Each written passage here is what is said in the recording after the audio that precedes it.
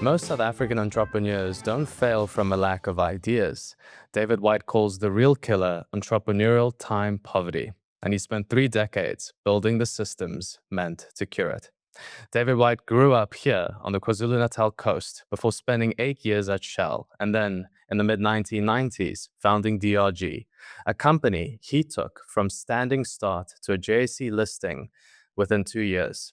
Today, he's founder and CEO of DRG, BusinessFit SA, and the Africa Marketing Initiative, three ventures built around one goal: helping South African businesses build the structure to last. David, welcome to the show. Irakli, thank you so much. It's such an honor to be here, and I really appreciate it. Thank you. You've called entrepreneurial time poverty a silent killer of small businesses. Could you please elaborate? Certainly, with the large organizations, they have access to resources that the small organizations don't have. Yet they have the same responsibilities, and clients have the same expectations. Staffing also um, are expected to be treated in a similar way. There's just so much complexity in running a business, and the smaller businesses just don't have access to all of those resources that they need to move their businesses forward and to make the right decisions. So the entrepreneurial poverty is the entrepreneur is rushing around, making sure that their clients are happy, making sure that they're able to meet the payments to their suppliers, ensuring quality assurance, but they almost doing it from their own centralized decision-making process, which makes it just really, really difficult for the entrepreneurs to keep on top of all the activities that need to happen, all the regulations, all their expectations, just make it a little bit too difficult for entrepreneurs to meet all of the expectations. So the SMEs are at a huge disadvantage. They don't have access to the skilled people and to the access to finances that the large organizations have. And what are the kind of resources you've built for the SMEs to tackle some of these challenges? Our biggest focus is helping SMEs to understand how businesses work. Very often, an entrepreneur has what we refer to as a great business idea. The great business idea, in all likelihood, solves some kind of community or economic problem. It could add value to society or perhaps support the environment. It might be something that they're really passionate about, that it is possible to make a profit ethically from, and they have some kind of plan to make it work. But sometimes just a great business idea on its own is not enough. They also need to have all of the other support structures. So what we try to do is create this mentor multiplier. So because there are not enough mentors around the world, or in particular South Africa, we've realized that we don't have time to sit with every single entrepreneur and help them to understand how their business works beyond their great business idea. So we've created a model. It has 32 different focus areas. It has 4 different pillars. We look at leadership, we look at the functional foundation, we look at measurements, and we look at energy. And we help the entrepreneurs to understand how all of these other components help them to meet their governance standards and responsibilities, while also being financially sustainable and to make the right impact in the economy, on society, and in the environment. So it's really centrally focused around how do we help to fill that gap that SMEs tend to not have, which large organizations have access to through being able to employ highly skilled and capable resources. And you've also built a digital self-assessment platform in the event that a human mentor can only take on so many businesses at once, isn't it? Absolutely. In our SME quality assurance process, we have 5 different stages. Stages 1, 2, and 3 tend to focus more on compliance, quality assurances, and when we get to stage three, we have a open source. We've made it open source for everybody to use, and what it does is it helps to prepare an entrepreneur or a business leader for their discussion directly with a mentor. There's so many different aspects in running a business. Very often people hear the word governance and they just close their ears and turn and run. Governance, it doesn't really have to be that complicated, especially at that SME level. There's often a lot of confusion around sustainability. What does sustainability actually mean? And what is that impact of sustainability? We hear words like double materiality, which of course are complicated words, but in simplicity, as we look at the business and how it impacts on the economy, on society, on the environment, and then all of those factors, how they impact on the business. So we try to decode the complexity of running a business. We say if an entrepreneur is able to better understand what is required for them to build a sustainable business, there is almost no reason why those businesses shouldn't be successful. So, our open source technology says to entrepreneurs, go and run your business through this process. It'll teach you a lot of things, it'll expose you to different components of your business. But it'll actually bring so much more value to the meeting that you have with your mentor.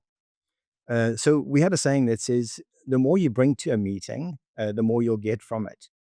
And it tries to cut out 6 to 8 to 10 hours of going through all the minute details an entrepreneur needs to be aware of to be able to run their business. So when the mentor meeting happens, the mentor is now fully informed about how the business is operating, where its pain points are, what it's trying to achieve.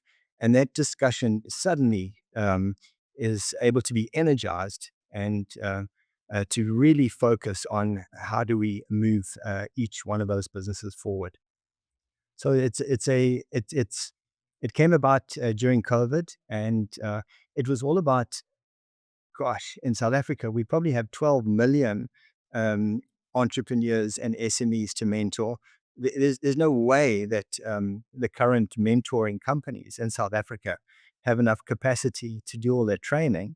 And we just thought if we could reduce the time that an entrepreneur needs to spend with a professional mentor talking about the business, will really help the process to become more refined and help the entrepreneurs to be more prepared for that important engagement discussion. Fascinating. Taking a step back and looking at your journey, DRG listed on the JSE within 2 years of you starting it, and then the dot-com crash hit and the share price collapsed. What did living through that teach you about businesses and equipping entrepreneurs moving forward? Well, I would never do it again, to be honest. It was very, very complicated. It was such an exciting activity to do. What I realized is that the business for me changed completely. So I regard myself as an entrepreneur. I'm constantly trying to solve problems, and that's where my mind works best. And that was exciting for me. When we did list on the stock exchange, it's my focus changed completely. We were doing reports for the JSE. I was in meetings with newspapers. It took away that magical essence of why we started the business in the first place. So I do think that for most of the entrepreneurs, and especially the younger generation, we're more focused on the excitement of watching our ideas come alive in the market than making lots and lots of money. Because when you try and make lots of money, it actually it's elusive. It's really difficult to just have an idea, list it, make lots of money, and retire. It doesn't really work like that in practice. So I learned that that wasn't the kind of business that I wanted to be part of. I also realized that even though I had worked at Shell and I understood the corporate environment, I wasn't equipped to be able to lead a team of people through the very complicated process of .com crashes, reestablishing market credibility, raising our share price. There were some magical moments in the beginning. Collectively we made 1.5 billion rand almost overnight, and that was exciting. But it was maybe 18 months later, and it started sliding. And for me, it was just the greatest thing to be able to come back to the original idea of what are we trying to do? We're trying to affect positively other people's lives, and our skills are human resources, developing people, developing businesses, and that is for me the most exciting aspect of my career in business. And every time we spend time with an entrepreneur, they tend to have exactly the same perspectives. All they really interested in is their great business idea and how it can help communities, how it can solve problems, and how it can last into the future. So I think there's perhaps a shift with perspectives of what is success. Is success making lots of money? We'll all be glad to do that. Um, but at the end of making a lot of money, I'm not sure that we feel content and happy. I think what makes us feel great as people, as humanity, is when we're helping others. And we all have a piece of the puzzle to share. And spending time with entrepreneurs who believe the world can be a better place, who are passionate about something that is bigger than money, is a reward in itself.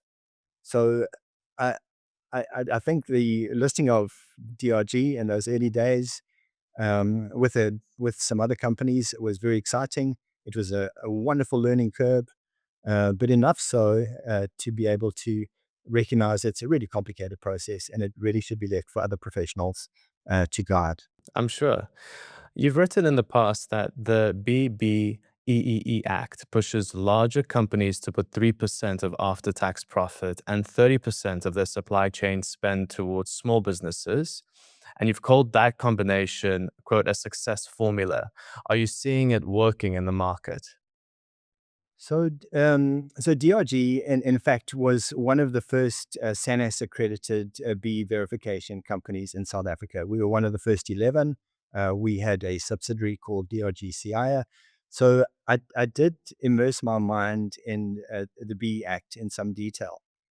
I can't say that all of it works, and of course, we know that all of it doesn't work. But the procurement element is very, very clever. And it encourages larger organizations to spend money on helping SMEs to build better businesses, meet compliance standards, improve their supply chain effectiveness. And it also helps to encourage large organizations to look for smaller organizations as procurement partners to be able to draw services from them. I think if we didn't have that procurement element on the BE scorecard and all of its different incentives, for example, if you help an organization before they become a supplier, then your procurement recognition increases by 20% when they do become a supplier. That's all very, very clever. So, in a international context, we don't have Black economic empowerment, and we don't have a procurement element, and there's no real focus for large organizations to need to procure services from smaller companies. So I think as a South African initiative, in particular, that procurement element, I really like it. There's, unfortunately, we still have a collateral-based system for doing loans rather than a transactional-based. So we have a lot of companies that are doing really well because they young people in business and they don't own houses, they can't put up any surety, so they don't get the loan. So the enterprise and supply development with its grants and its loans really creates an easy access of funds for SMEs. I'm not a great fan of the grants. I think the grants should be paid back. I think when we're giving money and there's no expectation for it to be returned, I think the mindset changes of the entrepreneur. So I'm not saying it's a perfect component of building SMEs, but I do think it's something unique in South Africa, and I think it's well supported. And I think the larger companies are also recognizing their role to help to build the SME sector is not just giving money. When we give money, we spend it on things that maybe aren't as important as focusing on how do we make sure this business has a proper governance-based foundation and it meets sustainability standards. So I think there's it's a big yes for me. If I was in charge, I would certainly make some tweaks to it. And I think we have so many smart people in South Africa that if we actually drew those minds together, I think quite quickly we would have a framework which would not only be great, but hugely effective and making a massive impact with our SME sectors. David White on building systems behind South Africa's next generation of businesses. David, thank you. Thank you, Irakli. It's such a great privilege to speak to you and the BizNews team. Thank you.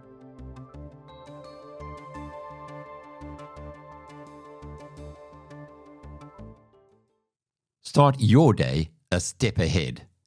BizNews Insider.